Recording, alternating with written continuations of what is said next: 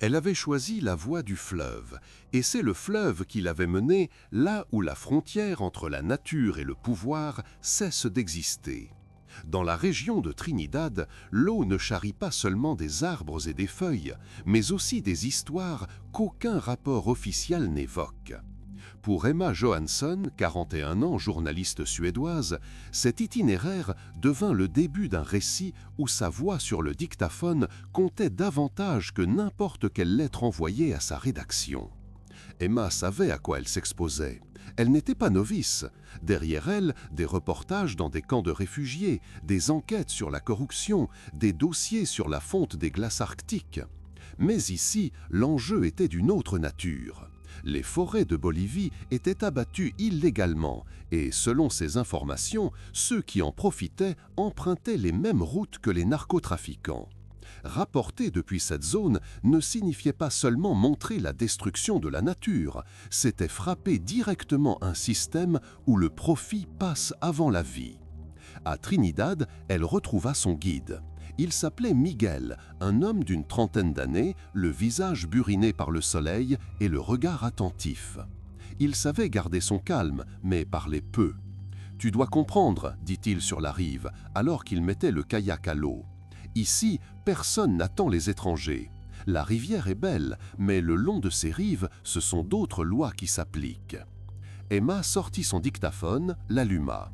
Reportage, Bolivie, région de Trinidad. Nous descendons d'un affluent. Avec moi, un guide local, Miguel. Nous avançons en kayak. Mon objectif, repérer les zones de déforestation illégale et les documenter. La rivière est calme, mais Miguel prévient. Ici, il n'y a pas que les bûcherons. Le kayak glissa doucement sur l'eau. Tout autour s'étendaient des murs de verdure, une jungle dense et bruyante. Cris d'oiseaux, bourdonnements d'insectes, rares éclaboussures de poissons. Emma pagayait aux côtés de Miguel, photographiant les rives. Parfois, l'objectif captait autre chose que des arbres. Sur le sable apparaissaient des traces de bottes, trop grandes et trop lourdes pour appartenir à des touristes. Après quelques heures, ils croisèrent une première clairière. Sur la berge gisaient d'énormes troncs, soigneusement empilés. À côté, des jerrycans vides et des bouteilles en plastique. Emma alluma son dictaphone. « Nous avons trouvé un site. Les arbres sont abattus, les troncs prêts à être transportés. Aucune trace des ouvriers. Le silence est complet. On dirait qu'on les a prévenus de notre arrivée. » Miguel regardait autour de lui. Il dit brièvement « Ne traîne pas, plus loin, ce sera pire. » L'eau les entraîna plus profondément dans la forêt. Le courant se faisait plus fort, les rives se resserraient. La jungle se penchait sur la rivière, comme pour cacher le ciel. Emma sentait monter une inquiétude sourde, mais en même temps, elle savait, c'était pour ces images et ces enregistrements qu'elle était venue. Le soir venu, ils s'arrêtèrent sur une petite rive.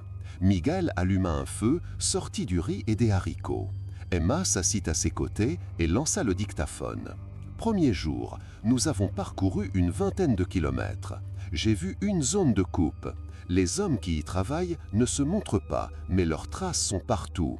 L'atmosphère est lourde. Miguel parle peu, mais son visage reste tendu. Il a peur, et je comprends pourquoi. La nuit apporta la pluie.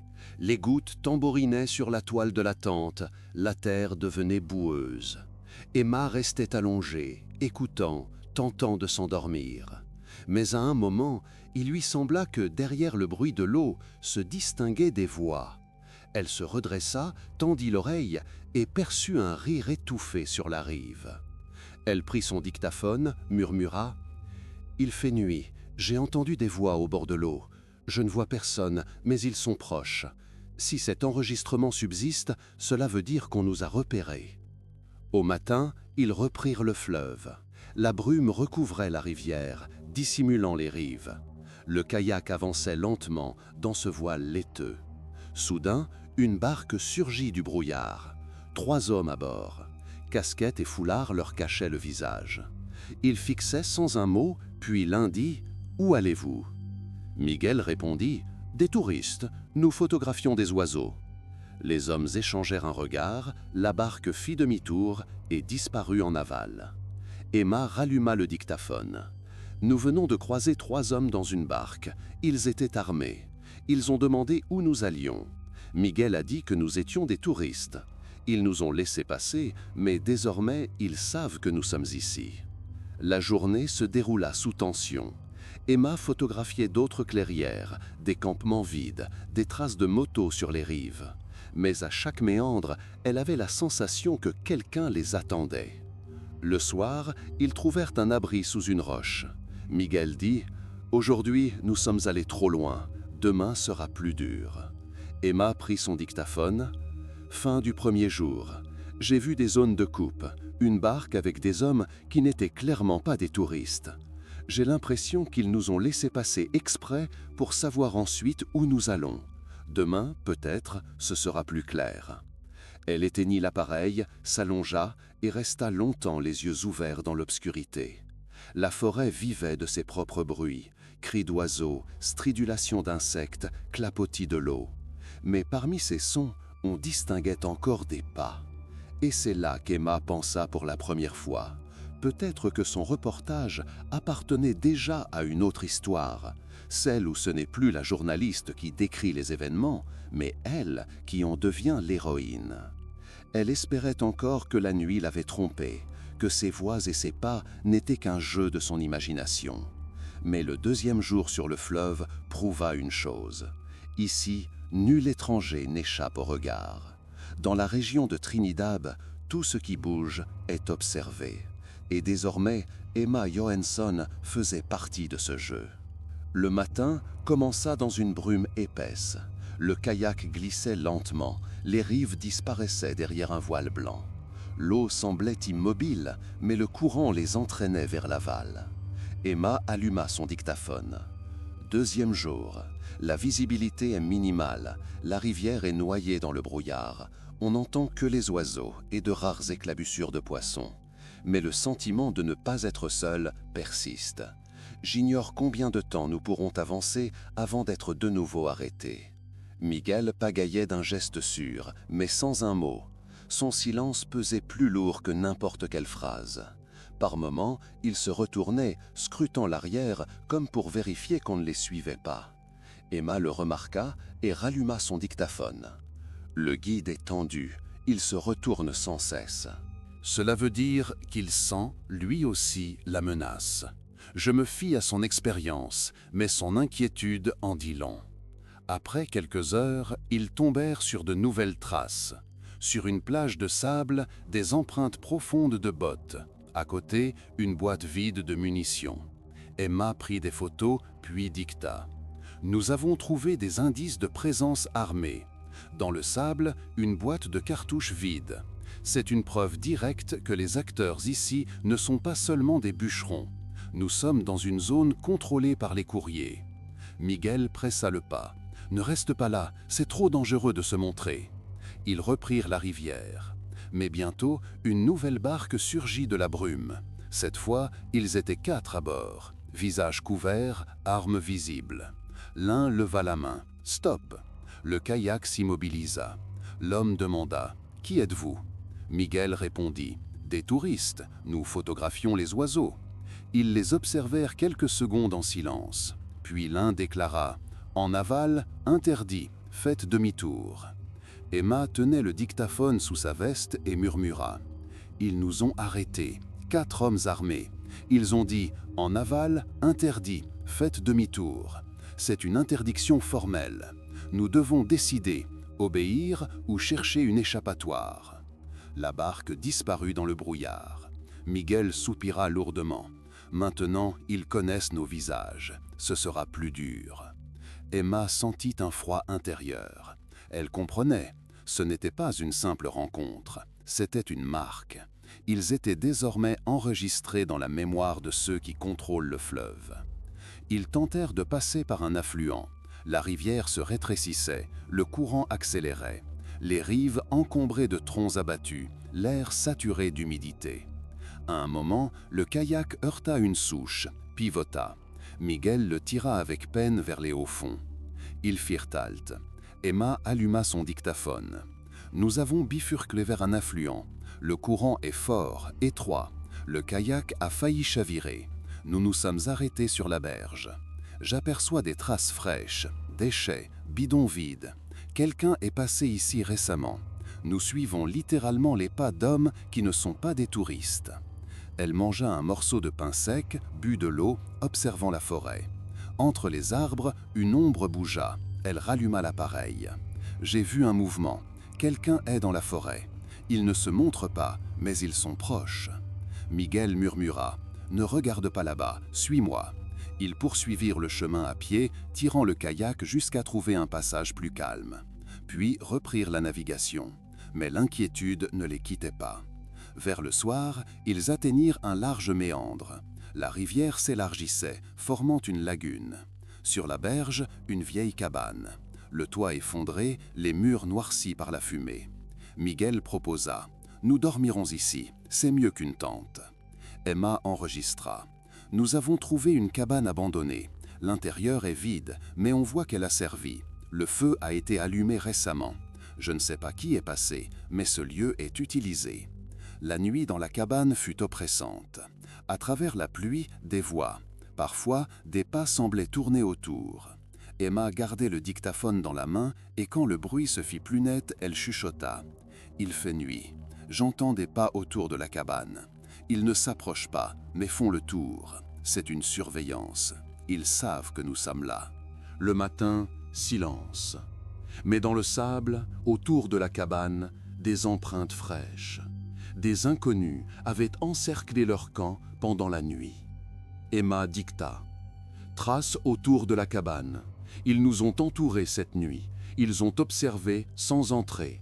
Cela signifie qu'ils surveillent mais n'agissent pas, pour l'instant. » La journée fut éprouvante.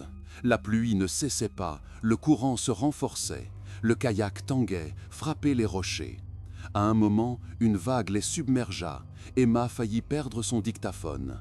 Elle le serra dans sa main et, haletante, enregistra. « Le courant est violent. Nous avons failli chavirer. Je garde le dictaphone. Si cet enregistrement subsiste, sachez que j'ai essayé de transmettre la vérité jusqu'au bout. » Le soir, une nouvelle barque apparut.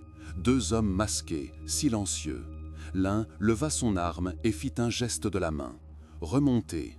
Le kayak obéit. Emma dicta. « Ils sont revenus.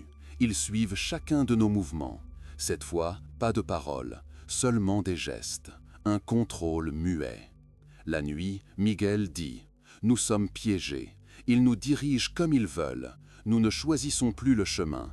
C'est eux qui décident. » Emma enregistra. « Aujourd'hui, j'ai compris. Nous n'avons pas d'itinéraire. Nous avançons où ils nous permettent. Nous ne sommes plus libres. » Sa voix restait calme, mais la fatigue et l'angoisse perçaient. Elle pensait encore avoir le choix. Mais le 3e jour, la rivière montra que la décision avait été prise depuis longtemps. Dans la région de Trinidad, la route appartient à ceux qui décident en silence, d'un geste ou d'un regard sous la visière d'une casquette.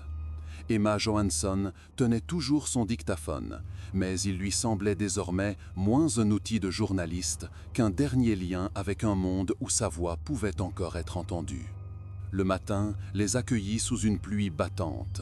Le kayak filait, emporté par le courant, l'eau cognant contre les flancs. Emma enregistra.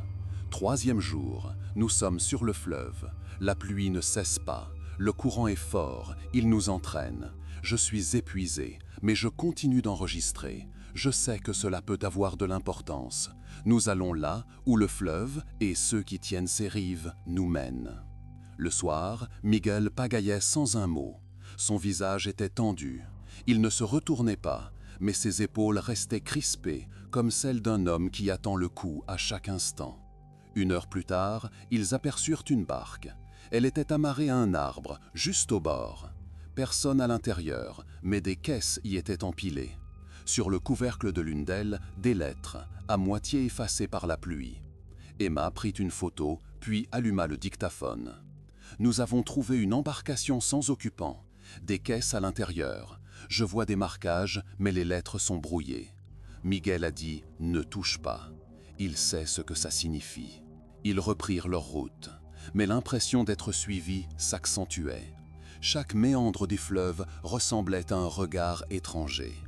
Vers midi, ils débouchèrent sur un large élargissement. Sur la rive, un campement. Quelques bâches tendues, un feu encore fumant. On ne voyait personne, mais des objets traînaient. Des tasses, des bouteilles en plastique, des bouts de corde. La main d'Emma trembla lorsqu'elle lança l'enregistrement. Nous sommes arrivés à un camp. Des gens étaient ici récemment. Ils sont partis, mais nous observent peut-être depuis la forêt. Miguel a dit « Ne t'attarde pas, je sens que nous ne sommes pas à notre place ». Ils partirent vite, sans s'attarder. Le soir, l'histoire se répéta. Nouveau camp, nouvelle trace, même vide. Emma dit dans le dictaphone « La journée touche à sa fin. Nous avons trouvé 2 campements, vides mais frais. Tout indique qu'on nous mène. Nous suivons l'itinéraire de quelqu'un d'autre. Et, je comprends, cela pourrait être un piège. » La nuit fut agitée, des pas résonnaient dans la forêt. À plusieurs reprises, quelqu'un s'approcha de la cabane où ils avaient trouvé refuge. Emma allumait le dictaphone et chuchotait chaque bruit. Les pas sont revenus, ils ne se cachent pas, ils tournent en rond, je n'arrive pas à dormir. Je sais qu'on nous met à l'épreuve, c'est une pression, on nous fait comprendre que nous ne sommes pas chez nous. À l'aube, la pluie cessa, ils gagnèrent de nouveau la rivière. Emma sentait ses forces l'abandonner, mais elle continuait de tenir le dictaphone comme si c'était son devoir. Un haut fond sablonneux surgit du brouillard au dernier moment, comme si le fleuve lui-même décidait où leur trajet s'achèverait. Le kayak pivota de côté, l'étrave glissa sur le sable humide et s'immobilisa. La pluie tantôt s'intensifiait, tantôt s'apaisait. Dans l'air flottait une odeur douceâtre et terreuse de bois mouillé. Emma eut à peine le temps de reprendre son souffle et comprit qu'il n'était pas seul. 4 hommes attendaient sur la berge. Pas pressés, pas agités, ils se tenaient là comme si le temps leur appartenait. Des casquettes sur la tête, des bandes de tissu sur le visage, des vestes assombries par l'humidité sur les épaules. Les armes n'étaient pas dissimulées. Debout à l'arrière, Miguel marmonna quelque chose à peine audible, comme si quelques mots de plus pouvaient changer l'issue. Il ne le pouvait pas. Le premier à bouger fut un grand, large d'épaules. Il avança dans l'eau, une vague lécha paresseusement sa botte. Visage couvert, regard droit. Il ne se présenta pas, ne posa aucune question. Il tendit simplement le bras et, comme pour l'aider à descendre, offrit son coude à Emma. Le geste n'était poli qu'en apparence, sa poigne fut d'acier. Elle tenta par réflexe de retirer son bras, les doigts serraient plus fort son coude. Un second surgit sur le côté, d'un geste sec, attrapa son sac et lui arracha la bretelle de l'épaule. Le kayak pencha. Miguel eut un mouvement pour rattraper le sac, mais aussitôt, le troisième posa la main sur sa poitrine d'un geste bref et net. Il ne frappa pas, ne poussa pas, il signifiait simplement non. Miguel resta figé, comme cloué au bordage. « Tourista » prononça le premier, non comme un mot, mais comme une mention sur un registre. Pas besoin de précision. Emma essaya de dire « Je suis journaliste », mais la phrase ne sortit pas tout de suite. Sa voix resta coincée dans la gorge. L'eau crissait sur le sable, la pluie grésillait dans le feuillage, et son « I'm a journalist » sonna trop fin, déplacé, comme un cri de mouette couvert par le ronflement d'un moteur. Aucun des 4 ne demanda de répéter, comme s'il le savait déjà. Les doigts à son coude la firent pivoter vers la rive. Ses jambes tremblaient, non de froid, mais à l'idée que chacun de ses pas ne lui appartenait plus. Le sable aspirait ses semelles, ses bottes s'enfonçaient d'une demi-paume. Derrière elle, quelque chose craqua, le second ouvrait son sac. Emma se retourna par réflexe. Une brève consigne en espagnol fusa, sans colère ni agacement, juste la nécessité d'un geste professionnel. Le sac fut refermé aussi vite et proprement qu'il avait été ouvert. « Plus vite », dit le grand. Pas durement, il accélérait simplement la manœuvre. On la mena au bout sec du haut fond. La lisière de la forêt se trouvait à quelques pas. La jungle, alourdie d'eau, ressemblait à un mur de feutre vert. Emma sentit le cordon du dictaphone lui entailler la paume. Elle ne se souvenait plus quand elle l'avait saisi, mais ses doigts serraient l'appareil comme le dernier fil la rattachant à un monde où existait encore le sens et un destinataire. « Pose-le » dit le second en fixant sa main. Ce n'était pas une question. Emma ne bougea pas. À cet instant, le troisième lui saisit l'épaule, une prise sûre, celle d'un homme qui a répété 100 fois le même geste. On lui retira le dictaphone des doigts comme on ôte un objet inutile d'un tiroir, lentement, sans à-coups. L'appareil heurta le sable mouillé et se tut. Quelque chose se creusa en elle, non pas l'espoir, mais l'habitude de consigner. Puis tout s'accéléra. On abaissa sur sa tête une toile, rude, humide, avec une odeur de sel et de vieille poussière. Pas un film, rien qui serre la gorge. L'air passait, mais comme à travers une couche de ouate. Le sac ne compressait pas, mais écrasait le regard. Le monde disparut et se transforma en son. Ils étaient nombreux. Des pas lourds et réguliers pour le grand, courts et accrocheurs pour le second. Quelqu'un à droite raclait une racine de sa botte. Un autre, derrière, marchait si près qu'il lui touchait presque les talons. À gauche, l'eau murmurait encore, puis s'étrangla vite derrière eux. Autour, bruissaient les feuilles, claquaient des sangles, un mousqueton tinta une fois. On tourna Emma et elle avança, non pas d'elle-même, on la conduisait. On ne lui lia pas les mains, c'était pire. Quand on ne peut pas lever les bras, la corde est coupable. Quand on le peut, la culpabilité vient de savoir que c'est inutile. Ses doigts cherchèrent d'eux-mêmes la poche où reposait d'habitude son téléphone, mais il n'y avait plus rien. Le second s'en était déjà chargé. Le premier donna un ordre, bref, sec. La colonne se mit en branle. Le sac collait aux tempes, aux joues. Les gouttes s'accumulaient dans la toile et tombaient lourdement sur sa peau. Le coton humide sentait la grange, une poussière qu'aucune pluie ne laverait jamais. Elle buta contre une racine, ne tomba pas. Son coude était fermement tenu, mais son tibia la lança d'une douleur vive. Le craquement d'une branche sous sa botte fendit l'air comme un petit coup de feu. Le grand s'arrêta d'un demi-pas, lui laissa le temps de reprendre souffle, une clémence de chaîne de montage pour que la charge arrive entière. Sous leurs pieds, le sol changeait. Le sable cédait à l'argile à un tapis détrempé de feuilles. À droite, tout près, un crapaud claqua brièvement. Au-dessus, un oiseau cria. Autrefois, Emma aurait noté les noms. Elle les connaissait en plusieurs langues, mais sous le sac, les noms s'étaient dissous en sons. À gauche, fit une voix. On les entraîna en arc de cercle. Elle tenta de compter les pas, un réflexe de reporter qui craint de perdre la structure. Au 18e, elle perdit le compte. Derrière, quelqu'un toussa. Devant, l'un s'arrêta et le flux des pas se rompit comme l'eau butant sur une pierre plate. Le sentier montait. La pente n'était pas raide, mais le sac l'allongeait. L'air devenait plus chaud, plus lourd. Tout près, une flaque dormait, et leurs bottes y s'écrasèrent si bruyamment qu'elle eut envie de s'excuser auprès du silence. Ses paumes transpiraient, les manches lui collaient à la peau. « Plus vite » répéta-t-on, sans colère, sans pression, juste le tempo. Sur sa gauche, une main la frôla pour vérifier qu'elle était là. Pas brusque, mais sûre, comme un garde qui contrôle une rangée. Une vague monta en elle, non pas de panique, mais la claire compréhension qu'on ne lui demanderait plus rien. À partir de maintenant, les pourquoi et pourquoi faire disparaissaient du lexique. Il ne restait que ainsi.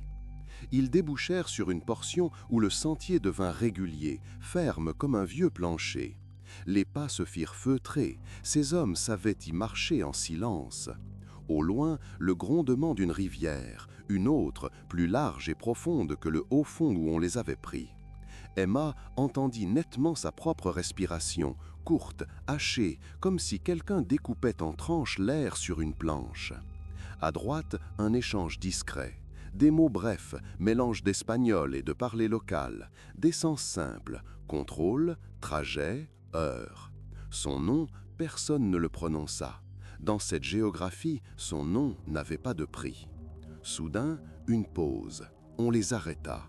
Le sac se réchauffa. Des gouttes s'accumulaient sur la lisière et tombaient sur son front. Emma sentit son cœur battre jusque dans ses doigts. La main étrangère quitta son coude et l'espace d'un instant, la liberté revint. Ses pieds restaient plantés où on les avait posés, mais ses épaules, ses bras, son torse redevinrent les siens. Elle eut même le temps de lever la main vers le sac, comme pour le tirer et inspirer plus profond. À gauche, un déclic. D'un geste léger, quelqu'un lui ramena la main en bas, comme un assistant reposant l'instrument sur la table d'un chirurgien. Sans douleur, sans chance. La suite à pied, dit la voix à sa gauche, ce qui signifiait que ce qu'ils avaient fait jusque-là n'était pas à pied, mais en route, selon des règles où les définitions appartiennent aux hommes, pas au dictionnaire. Ils repartirent. Les pas devinrent plus courts, plus denses, comme si le sentier se resserrait. L'air changea d'odeur, moins de feuilles mouillées, plus de fumée. Pas de feu de camp, une fumée sèche. Emma distinguit un son métallique, bref, comme un mousqueton qu'on accroche à un anneau. Sous le sac, ce bruit rendit l'obscurité plus compacte. Une pierre roula sous sa chaussure, son corps bascula, le sac glissa sur son front. La toile se tendit et, l'espace d'une seconde, l'inspiration devint réellement difficile. Une main sur son dos la rattrapa et la poussa en avant. Elle eut le temps de penser que cette poussée était professionnelle, juste assez forte pour l'empêcher de tomber, juste assez pour lui rappeler qui menait. La forêt poursuivait ses affaires. En bas, un petit animal furetait. Au-dessus, un cri d'oiseau. Un moustique trouva une fente près du cou et y dessina une spirale invisible. Tout cela renforçait le sentiment de réalité, comme si quelqu'un ajoutait des pistes au son, un bruit de fond sous la voix principale. La voix principale, c'étaient les pas. Ils entrèrent dans un espace qui sentait la terre sèche. Sous sa semelle, quelque chose craqua, comme une brindille qui se brise en plusieurs points à la fois. Le silence alentour s'épaissit. Quelqu'un toussa, court, retenu, comme on se l'autorise au garde-à-vous. Ordre, stop. Les pieds d'Emma s'enracinèrent d'eux-mêmes. On la tourna, l'épaule gauche en avant. Au loin, très loin, là où le sac ne pouvait plus faire croire à un mur, une lueur se devinait, tiède, irrégulière. Emma pensa à des lampes, pas le jaune d'un feu, mais une clarté électrique diffuse. Elle eut soudain une soif nette. Sa langue collait à son palais, dans sa bouche un goût de toile mouillée. « Assieds-toi » dit-on. La voix était plus proche qu'avant. On glissa quelque chose de dur et de bas sous ses genoux. Elle s'assit, sentant sa cuisse tirer sur une égratignure. La toile du sac se tendit davantage, devant sans doute une table, le bord d'un plateau. À gauche, un froissement de papier. À droite, un zip qu'on rouvre. Devant son visage, un pas plus près, l'air vibra. Elle sentit une présence si proche que l'odeur de la toile mouillée se mêla à celle d'une veste étrangère, caoutchouc et essence. Le silence devint attente. Non pas menace, procédure. Pour la première fois, Emma tenta d'assembler une phrase dans sa tête. Ni « qui êtes-vous » ni « pourquoi », mais quelque chose de sa vie habituelle. Date, lieu, circonstance. Le sac, collé à ses lèvres, rendit les mots vains avant même qu'ils apparaissent. Elle referma la bouche. « À qui » dit-on. Le papier glissa, le zip encore. Et de nouveau, le silence, si dense qu'on entendait son propre pouls. On ne lui lia pas les mains, on ne la frappa pas, on ne lui hurla pas à l'oreille. Mais toute la scène était réglée de sorte que rien de tout cela ne fut nécessaire. C'était une chaîne, et elle en était la pièce. Les secondes se changèrent en minutes. Tout près, un interrupteur clicota. La lumière devint plus douce ou plus lointaine, impossible à dire. L'air sous le sac se rafraîchit d'un demi-ton. Pour la première fois depuis des heures, Emma sentit au fond d'elle, pas à la surface, pas dans les muscles, dans la poitrine, autre chose que la peur, l'acceptation d'un fait. Tout ce qui avait précédé ce haut fond resterait dans le dictaphone, les photos, sa mémoire. Tout ce qui viendrait après ne dépendrait plus d'elle. « Lève-toi » dit-on. La main sous son coude redevint son vecteur. Elle se leva. Un pas, un deuxième, un troisième. Compter ne la sauvait plus. Tout près, un crissement de gravier, un son de berge. Il n'était donc pas allé loin de l'eau. Dans cette géométrie de forêt et de sentiers, une logique s'imposait. Rester arrimé au fleuve, garder le courant à portée. On la mena plus loin, et à chaque mètre, l'impression de procédure se renforça, comme dans un couloir où toutes les portes se referment avec la même douceur, où la lumière reste uniforme. Elle ne voyait rien, mais c'était précisément l'invisible qui rendait la scène claire. Elle comprit. On l'a préparée à quelque chose, pas à une punition, à un statut. Le statut ne s'énonce pas avec des mots, il s'énonce par un sac, des pas et l'absence de questions. Sur cette pensée, on l'arrêta encore. On toucha le sac au niveau du front, on l'ajusta sans le retirer. Elle inspira instinctivement plus profondément qu'elle ne l'avait fait depuis des heures. L'air fut plus frais sous la toile. Une demi-seconde de clémence. « Silence », lui dit-on. C'était le premier mot qu'on lui adressait à elle, et non au processus. Elle obéit. Derrière, une corde grinça. Non pas un nœud, mais un câble tendu. Ce bruit piqua sa pensée comme une aiguille. Un camp, un poste fixe, pas un abri d'une heure, un lieu qui s'appelle ici. Emma ignorait combien de temps s'était écoulé depuis le haut fond. Sous le sac, les minutes se ressemblent. Mais à la fatigue des jambes, aux épaules meurtries sous la veste trempée, à la bouche sèche, elle devinait. La route vers ici avait été plus longue qu'elle ne le pensait sur la rive. Elle se rassit, d'elle-même cette fois. Le même bordure se glissa sous ses genoux. Quelqu'un fit un pas, le frottement d'une manche. Dans l'air se déploya le motif léger d'une odeur de tabac bon marché. L'instant d'après, l'odeur s'éteignit, comme si on l'avait coupée, et le silence redevint maître. Dans ce silence, le moindre mot aurait sonné comme un serment. Alors, il n'y eut pas de mots. Ses mains reposaient sur ses genoux. Elle sentait son pouce droit bouger imperceptiblement, l'habitude de caler le battement du cœur quand il ne reste plus de mots. 1, 2, 3. Vers le 15, des pas s'approchèrent, tout près, et s'arrêtèrent. Le sac frémit à un souffle étranger. « Maintenant, tu vas marcher, dit-on. » Elle hocha la tête, un geste presque invisible. Mais ceux qui étaient là le virent. La main à son coude revint. Le monde redevint un itinéraire. Et dans cet itinéraire, il n'y avait ni feu, ni cri, ni geste brusque. Seulement l'avancée sûre d'un processus, calculé pour que personne ne pose de questions, pas même à soi-même. On la fit avancer. La toile du sac glissa doucement sur sa joue. Très loin, peut-être au-delà du camp, la rivière gronda sourdement. Emma pensa que le bruit de l'eau était le dernier dénominateur commun entre son monde et celui de ceux qui la guidaient. Cette pensée l'apaisa étrangement. Un pas, puis un autre. Ce qui allait commencer, c'était ce à quoi toutes les marques muettes du trajet l'avaient préparé. Le sentier s'enfonçait dans l'obscurité, et, à chaque pas, Emma comprenait plus nettement. Il n'existait plus de chemin de retour.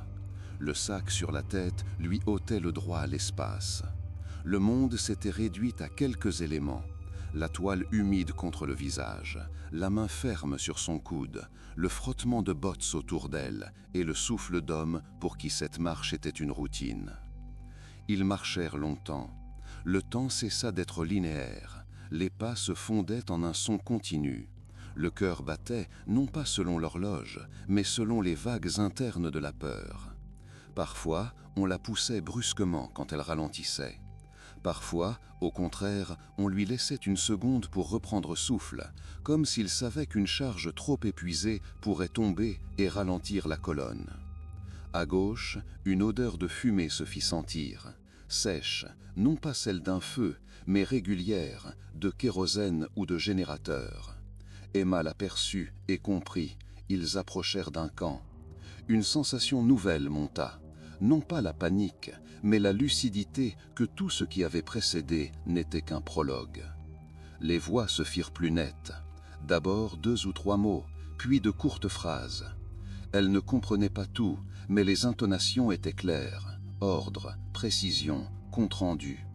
Chez ces hommes, tout était structuré. Même sa capture n'a rien eu du chaos. C'était de l'ordre, un ordre sans droit de choisir. On l'arrêta, violemment. Le sac oscilla, effleura ses lèvres. Une seconde de silence absolu. Puis quelqu'un alluma une lampe. La lumière filtra à travers la toile, un halo gris, agressif.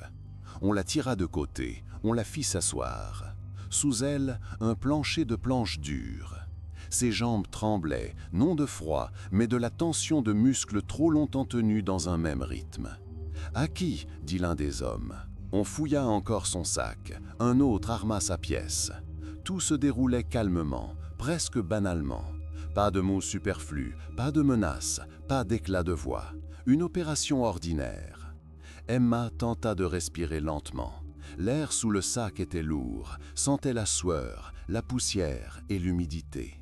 Chaque inspiration semblait trop courte, mais elle se força à compter. 1, 2, 3, pour ne pas perdre la maîtrise. Soudain, on la saisit par les épaules et on la fit se relever. Ses coudes redevinrent prisonniers de mains étrangères, et on la guida. Les pas n'avaient plus la même texture. Ils frappaient ferme, comme sur un sol battu. Au loin, des aboiements. Elle ne voyait pas, mais elle imaginait un camp. Des bâches, des jerrycans de carburant, un générateur, des cordes tendues entre des arbres. Tout cela, elle l'avait déjà décrit dans des articles d'autres reporters. À présent, elle en était la matière, sans droit d'écrire, seulement d'être. Brusquement, on la poussa de l'avant et on la fit s'accroupir de nouveau. À sa gauche, un grincement métallique, comme une grille qu'on ouvre ou une porte lourde. Puis, on la poussa à l'intérieur. Le sol était en terre, l'odeur mêlait l'humidité et le fer. On ne lui retira pas le sac. Elle entendit quelqu'un dire « Quieto ». Le mot claqua comme un interrupteur. Elle le comprit sans traduction. L'intérieur était étroit. Elle replia les jambes et s'assit contre la paroi. Dehors, les pas s'éloignèrent, les voix s'éteignirent. Restèrent seulement les bruits de la forêt et le ronron sourd d'un moteur, tout près derrière la cloison. Emma baissa le menton sur la poitrine et essaya de se rappeler. Quel jour étions-nous ? Le 3e ? Le 4e ? Elle comprenait que son reportage s'était mué en un autre type de témoignage. L'appareil photo avait disparu, le dictaphone gisait quelque part dans la boue. Ne restait que sa voix dans sa mémoire. Elle se chuchotait à elle-même pour ne pas perdre pied. « Je suis journaliste, je suis venu pour dire la vérité. » Le sac étouffait ses mots, mais même assourdi, il restait son encre. Le temps coula de façon confuse. Dehors, les pas tantôt montaient, tantôt s'apaisaient. À plusieurs reprises, la porte s'ouvrit. On lança à l'intérieur des bouteilles d'eau et du pain. Personne ne lui adressa la parole, personne ne posa de questions. C'était plus effrayant que n'importe quel interrogatoire. Ce silence où votre existence n'est attestée que parce qu'on vous donne de l'eau. Emma essayait d'écouter les sons du camp. Elle distinguait le moteur, régulier, prolongé, un générateur. Elle entendait des cris de perroquets, donc le jour, puis le crissement des cigales et les aboiements, donc la nuit. Ainsi, elle comptait le temps. Par moments, elle avait l'impression que les jours se confondaient. D'autres fois, elle était certaine qu'une semaine s'était déjà écoulée. Le principal, c'est qu'on ne la tuait pas, qu'on ne la menaçait pas ouvertement. On la gardait. À un moment, on ajusta le sac et elle put inspirer un peu plus librement. Une pensée surgit alors. « S'ils me gardent, c'est que je leur sers à quelque chose. » Cette pensée devint son point d'appui. Ce jour-là, quand on l'emmena hors du fleuve, Emma Johansson disparut du champ de vision du monde. Son nom entra sur les listes de disparus. Ses photos passèrent au journal télévisé. Et elle, assise dans une hutte sombre, le sac sur la tête, écoutait des pas et attendait le moment où son histoire prendrait une autre fin. 3 semaines après l'inscription officielle de son nom sur ces listes, les premières images apparurent aux informations. Une femme, en vêtements usés, le visage émacié, marchant entre 2 hommes en uniforme. Elle ne regardait pas la caméra. C'était elle, Emma Johansson. Mais avant d'en arriver là, l'histoire avait suivi un long chemin. Un chemin de recherche, de rumeurs et de silence, où chaque étape semblait rapprocher du dénouement, mais au lieu d'une réponse, ouvrait de nouvelles questions. Quand Emma disparut, l'alerte vint de la rédaction à Stockholm. Elle devait donner des nouvelles le soir du 3e jour. Aucun message n'arriva. D'abord, ses collègues pensèrent à un problème de réseau, mais 24 heures de silence devint un signal d'alarme. Au 4e jour, les appels vers la Bolivie commencèrent. Les autorités locales réagirent mollement. Les disparitions dans la région de Trinidad n'étaient pas rares et un individu ne figurait pas pour eux au rang des priorités. Mais lorsque la diplomatie suédoise s'en mêla et que la presse internationale relaya l'affaire, tout changea. Un détachement de police et de militaires fut dépêché. Les premiers résultats furent inquiétants. À 5 km en aval, on retrouva leur kayak. À l'intérieur, des effets appartenant à Miguel, mais ni lui ni Emma ne s'y trouvaient. Sur le sable, des traces de plusieurs personnes. Les experts dirent « il n'était pas seul ».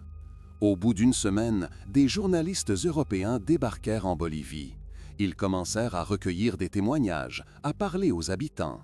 Dans les villages, on chuchotait « on l'a emmené ».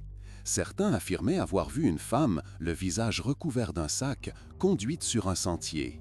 D'autres disaient avoir entendu un moteur de barque pendant la nuit, mais personne n'acceptait de témoigner officiellement.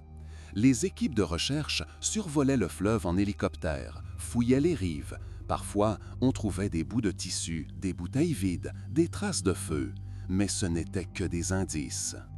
En Europe, son nom devint un symbole. Les journaux titraient « Une journaliste a disparu en Bolivie. Le prix de la vérité, le silence de la jungle ». Sur les réseaux, des photos d'Emma circulaient, souriante, l'appareil à la main, en salle de rédaction avec des collègues. On lisait « Retrouvez-la ». Sa famille fit le voyage. La mère d'Emma tremblait lors de la conférence de presse. Son frère déclara « Nous ne voulons pas de rumeurs, nous voulons savoir où elle est ». Au 15e jour, des observateurs internationaux arrivèrent dans la région de Trinidad. La pression monta, et alors survint un tournant.